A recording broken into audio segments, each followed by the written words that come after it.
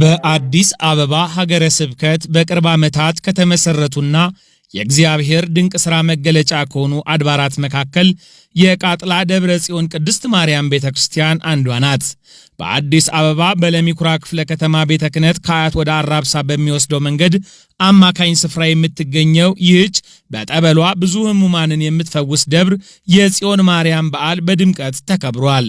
በበዓሉ ላይ የደብሩ አስተዳዳሪ መልአከ ጽዮን ፍቃዱ ጌታነህን ጨምሮ የአዲስ አበባ ሀገረ ስብከትና የክፍለ ከተማ ቤተ ክህነት አገልጋዮች እንዲሁም በርካታ ቁጥር ያላቸው ምዕመናን ተገኝተዋል። ታቦታተ ሕጉ ምዕመናንን የባረኩ ሲሆን በበዓሉ ሊቃውንተ ቤተ ክርስቲያንና የሰንበት ትምህርት ቤት ወጣቶች ያሬዳዊ ዝማሬ አቅርበዋል። ሙሲያኔርያ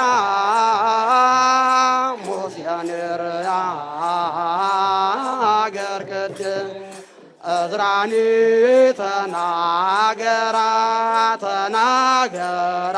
ዘመራ ዳዊት እዝራኒ ተናገራ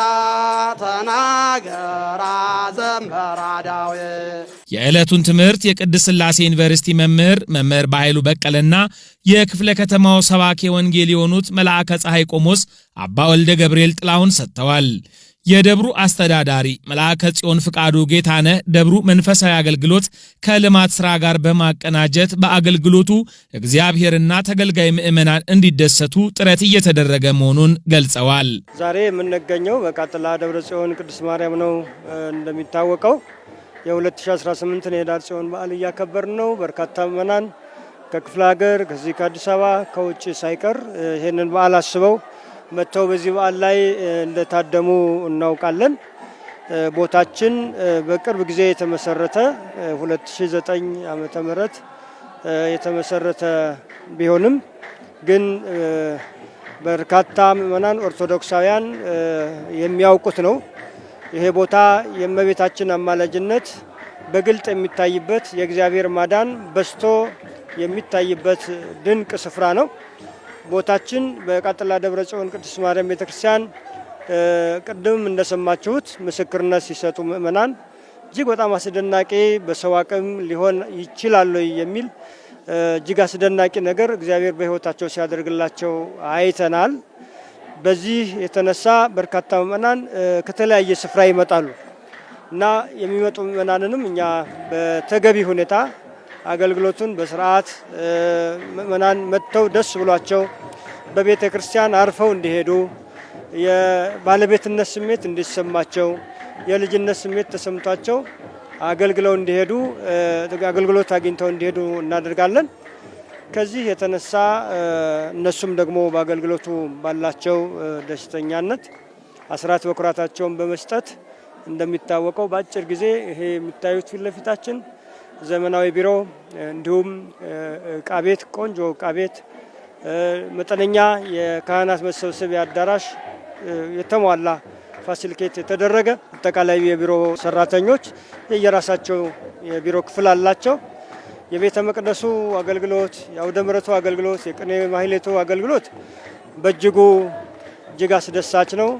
እዚህ ደብራችን ላይ ኃላፊነት የሚሰማቸው ፍጹም የቤተ ክርስቲያን ልጆች የሆኑ ለሚመጡ ምዕመናን አርአያ የሚሆኑ መልካም አገልጋዮች፣ አባቶች፣ ካህናት፣ ወንድሞች ዲያቆናት፣ መምህራነ ወንጌል አሉ።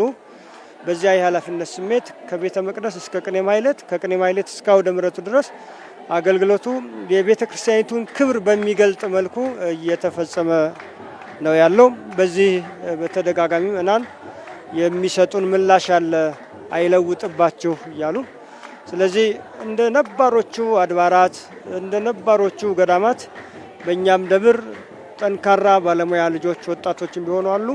በስብከተ ወንጌልም በቤተ መቅደሱም በቅኔ ማህሌቱ መልአከ ጽዮን ፍቃዱ ጌታነህ ደብሩ ባለው አነስተኛ ይዞታ የመሬት አጠቃቀምን ቆጣቢ በማድረግ በግንባታ ላይ የሚገኝ ባለ 3 ወለል የክርስትና ቤት የደውል ቤትና የካህናት ማረፊያን ያካተተ ህንፃ ግንባታው በመፋጠን ላይ እንደሚገኝ ተናግረዋል።